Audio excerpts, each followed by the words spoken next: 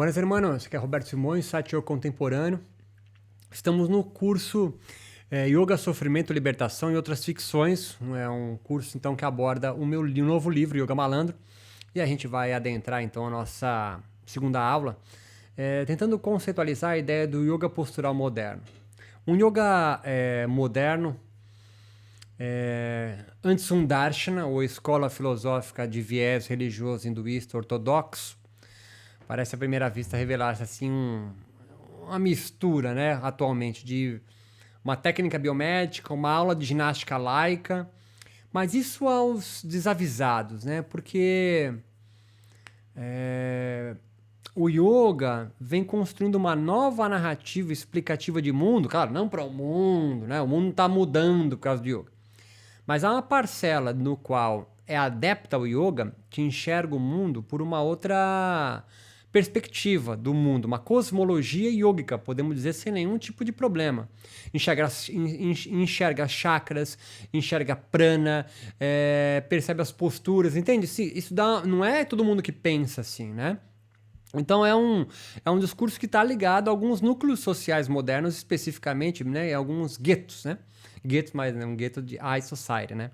Então a inclusão de, por exemplo, do yoga no Sistema Único de Saúde do Brasil, né?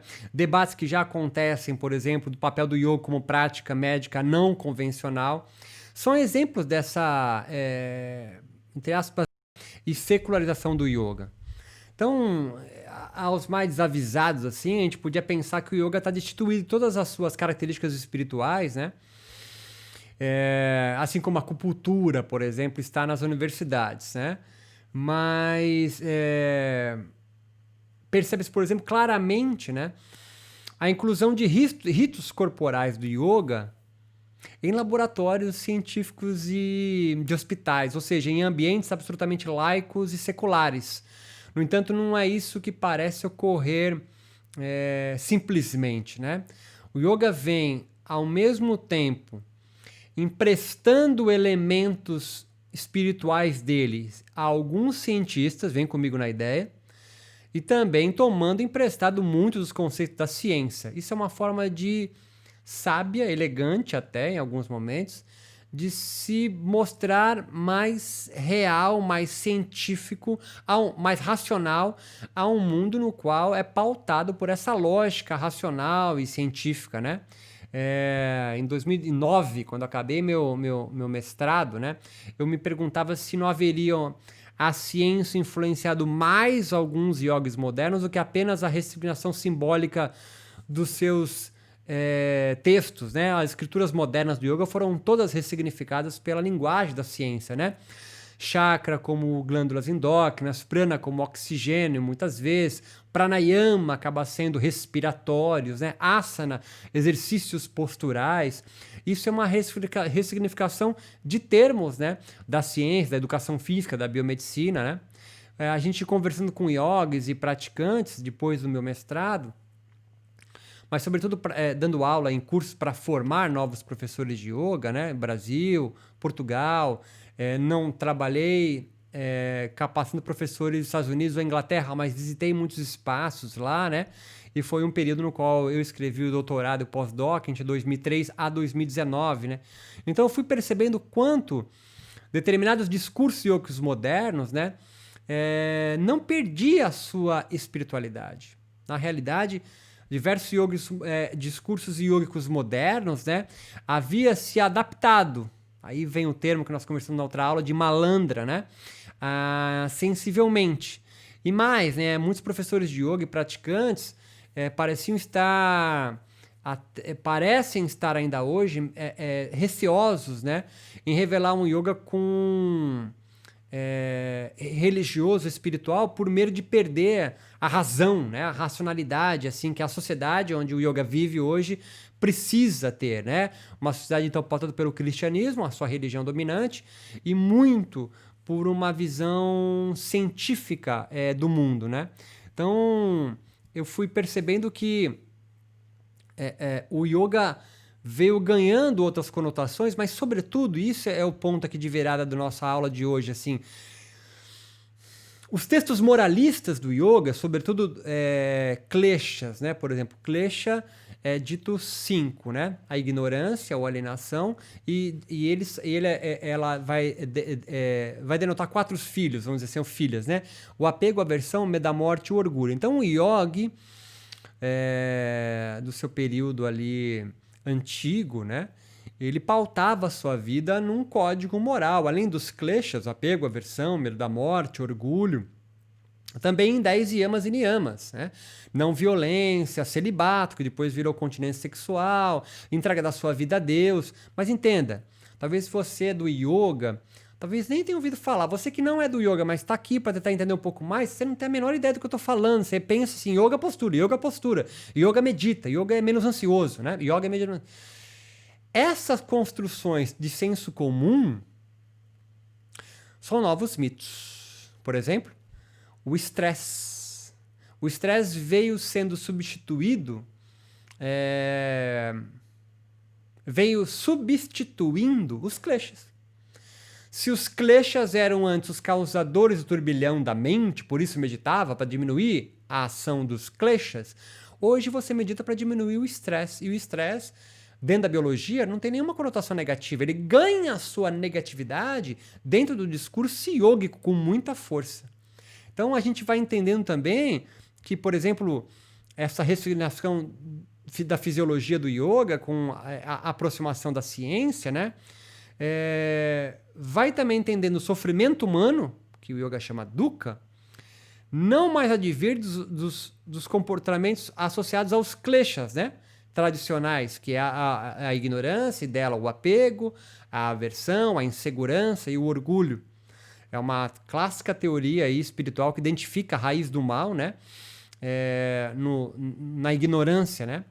Então, deste modo, eu formulei a hipótese de que deveria haver algo substituindo ou ressignificando, né? Igualmente, assim como se ressignificaram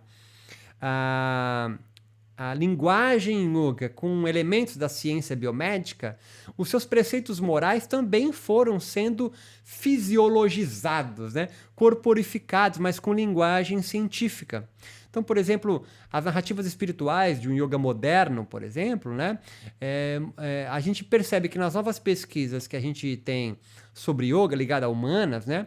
Ao contrário do que se apregoava antigamente, uns yogis modernos parecem manifestar mais interesse pela aquisição de saúde, estética e bem-estar do que reverenciar algum tipo específico de ética, moral, religiosa, conduta espiritual, a culto a um Deus, Ishvara, que está no texto, está nas antigas escrituras, né?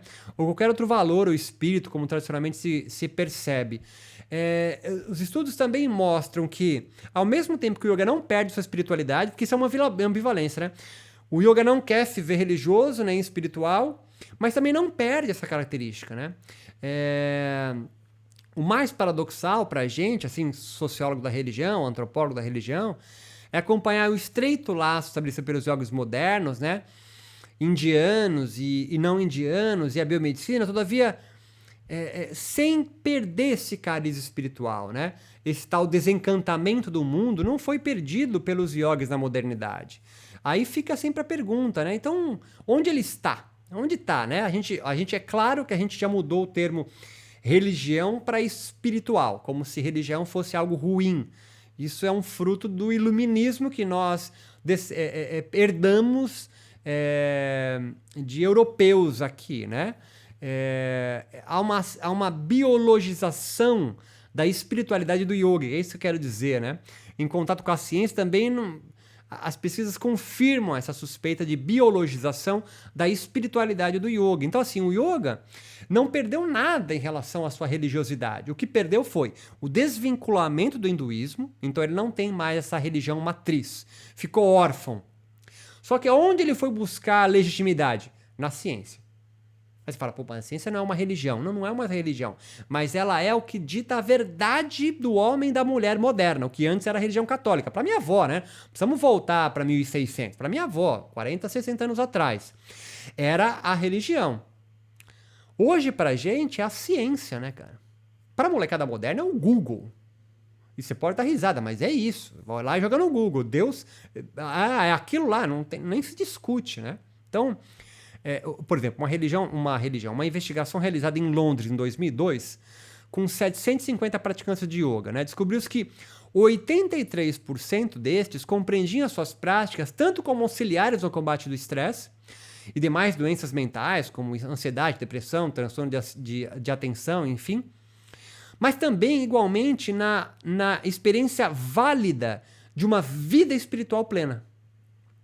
Então, em palavras mais simples, né? Alguns yogis londrinos entrevistados na pesquisa compreendiam o yoga como uma prática, ao mesmo tempo, que ameniza o estresse diário, claramente físico, empírico, e os conduziam também ao mundo espiritual, ao mesmo tempo. Então, assim, a altura da pesquisa, né, chega a classificar, né, a modalidade de yoga moderno como uma religião mística. E místicos, como a gente sabe, né, são pessoas que estabeleceram uma relação direta com Deus, dispensando aí com Deus, Samadhi, Nirvana, o nome que você queira dar, com o mundo espiritual, né? Sem a intermediação de sacerdotes ou escrituras, né? Pensa nos sufistas muçulmanos, eles giram, dançando, e depois eles meditam, eles criam um cone direto com Deus, né? Então, alguns místicos alcançam esse conhecimento espiritual, né? Da sua religião sem a intervenção institucional. Isso é algo muito caro aos yogis. Eles não gostam de se filiar, pelo menos não gostavam, né? De se filiar a instituições religiosas.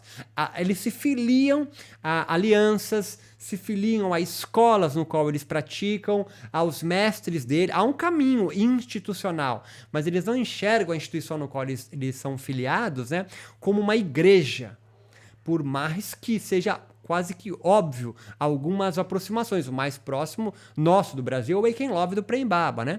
Então, em vez de ficar, né, nas cavernas úmidas aí, meditando dentro de ressonantes magnéticos, né, o yogi moderno prefere, ao invés da caverna úmida, um laboratório, né, de uma universidade aí conceituada para legitimar a prática e a espiritualidade dele. Consegue perceber o rolê? Então, assim, qual é a relação que pode vir, né, ou existir entre doenças mentais advindas do estresse e o conhecimento religioso, né? Essa demanda a pesquisadora aqui não inclui na pergunta, né? Mas entenda, o modelo de yoga que ela investigou foi do Iyengar, o Iyengar Yoga. E o Iyengar é um dos líderes modernos mais populares, né, e respeitados do mundo. Com, pelo menos no prestígio da primeira década dos anos 2000. Não sei quando você vai ver essa aula vai estar assim, mas a Iyengar nos anos 2000 é muito importante, 2020 ainda. Então, segundo a Iyengar, olha só, então, 750 praticantes do estilo desse cara que eu vou falar agora, o Iyengar, que é um indiano, né? Ele diz assim, abre aspas, a pessoa indisciplinada é alguém sem religião. A pessoa disciplinada é religiosa. A saúde é religião. Aí ele conclui, a doença é a falta de religião. Então entenda, mesmo um yogi moderno, né, e uma escola de yoga, uma linhagem de yoga, né, do Iyengar, que vem de Krishnamacharya, né, que também tem uma outra filial assim do Krishnamacharya, que é o Patabhi Jois, né, que é o Ashtanga Vinyasa Yoga. Olha o que o Iyengar fala, né, cara? Pessoa indisciplinada é alguém sem religião. A pessoa disciplinada é religiosa. A saúde é religião. E a doença é a falta de religião. Então ele associa nesse discurso, né, a argumentação que nos leva a concluir que é uma existência estreita sendo estabelecida entre a biomedicina e a religiosidade yoga moderna. Ele não fala de hinduísmo, nada disso, porque o hinduísmo não vai colar onde ele mais se propaga, que é entre protestantes, né? Sobretudo os ingleses que vão colonizar o seu país e os norte-americanos. Então, medicalizar o yoga, atribuindo ele a associações como atenuantes do estresse, foi a porta de entrada que alguns yogis modernos descobriram para difundir suas convicções espirituais em sociedades não hinduístas, né? Ou pelo menos não versadas nas escrituras do yoga. Então, no Brasil, por exemplo, o Hermógenes, né, o professor Hermógenes, o equivalente a Iyengar entre o mundo do yoga no Brasil, de respeitabilidade, né? Ele vai aliar a medicalização das suas práticas yoga, então a gente vai chamar yoga terapia, com propostas cristãs, como o do espiritismo kardecista brasileiro. E como o professor Hermógenes mesmo afirmava, no seu intento, leia-se, só estavam em difundir a saúde física e mental em busca, entre aspas, a autoperfeição pelo Hatha Yoga, muito parecido com o conceito da disciplina ali em cima, exposto por Iyengar, né? Então, o yoga brasileiro, um dos mais populares na década de 60 e 2000, institui yoga terapia espiritual para nervosos, é uma outra conotação muito forte dele, né? Então, a gente pode começar a suspeitar que os yogis brasileiros, assim, tanto por influência também, obviamente, europeia, enveredam para uma espécie de medicalização espiritualizada também. Assim como os kardecistas fizeram. Os kardecistas também são uma religião terapêutica. Na verdade, o Brasil tem uma larga experiência em religiões terapêuticas. Primeiro, haja vistas benzedeiras, por exemplo, são católicas e também estão ligadas, por mais que os padres podem dizer que não, mas também estão ligadas à terapia. As religiões afro são altamente terapias também, são religiões terapêuticas. O kardecismo, obviamente, também, né? Então, o Brasil tem essa característica das religiões serem terapêuticas, talvez porque a medicina chegou muito tarde aqui, né? Então, dessa forma, haveria uma, entre aspas, desmoralização do yoga, no sentido de que a moral do yoga, né? O ditar regras para boa vida acaba sendo corporificada como afastamento de doença. Então, ao invés de você seguir um código ético de vida, moral de vida, ser desapegado, não sei o que, não ter aversão, não ser orgulhoso, não praticar a violência, os yogis modernos, muito mais do que isso, olham para si e falam assim: estou sem doença, estou sem estresse, então estou próximo da espiritualidade do yoga. É esse caminho, mais ou menos, que a nossa próxima aula a gente vai adentrar com a questão do yoga malandro, né? Esse yoga que sabe jogar com as características da sociedade onde ele está, então ele ganha, ele cresce ali, mudando sensivelmente alguns dos seus símbolos e construindo novos mitos. Espero que tenha conseguido me fazer entender. Nos encontramos na próxima aula.